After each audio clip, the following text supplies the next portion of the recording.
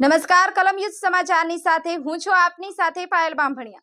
તો જોઈએ આજના મહત્વના સમાચારમાં। આમોદ નગરપાલિકા ઉપપ્રમુખ અને બાંધકામ સમિતિના ચેરમેન અને માજી વોટર વર્કના ચેરમેનના ઘરની સામે શૌચાલયની ઉભરાતી ગંદી ગટરોનું નિરાકરણ ક્યારે?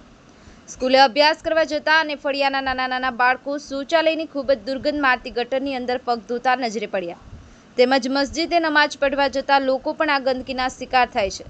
ઇસ્લામ ધર્મનો પવિત્ર પહેલો મહિનો ચાલુ થતાં જ જ્યાં લોકો ભેગા થઈ અને મોહરમ મહિનાની ઉજવણી કરે છે, તે જ જગ્યાએ ઉભરાતી ગંદી ગટરનું સામ્રાજ્ય। 2-3 વર્ષથી ઉભરાતી ગટરની સમસ્યાના ગંદા પાણી રોકવામાં આમોદ નગરપાલિકા તદ્દન નિષ્ફળ। નગરપાલિકાના ગટર સાફ કરવાના બધા જ સારા જેટિંગ મશીનો નજીવો ખર્ચ ન કરતા ધૂળ અને કાટ ખાય છે। આમોદ નગરપાલિકાના સભ્યોના અંદરના આંતરિક ઝઘડાઓ ખતમ ન થતા આમોદ નગરજનોને હાલાકીનો ભોગ બનવો પડે છે। આમોદ નગરપાલિકાના માજી પ્રમુખના આક્ષેપ। આમોદ નગરમાં નગરપાલિકા દ્વારા આડેધડ ગટરોની સફાઈ કામગીરી કરેલ હોવાથી ઠેર ગંદકીનું સામ્રાજ્ય સર્જાયું। આમોદના વોર્ડ નંબર 1ના ભાજપના સદસ્ય અને આમોદ નગરપાલિકાના બાંધકામ સમિતિના ચેરમેન અને માજી વોટર વર્ક્સના ચેરમેન ઇનાયત રાણાના ઘર અને આમોદ નગરપાલિકા ઉપપ્રમુખ જસુભાઈ રાઠોડના ઘરની પાસે જ શૌચાલયની ઉભરાતી ગંદી ગટરનું પાણી વહે છે, જેથી તાકીદે રોગચાળો ફેલાય તે પહેલા તંત્ર ફેલાયેલી ગંદકીને દૂર કરે તેવું સ્થાનિક અને નગરજનો ઈચ્છી રહ્યા છે।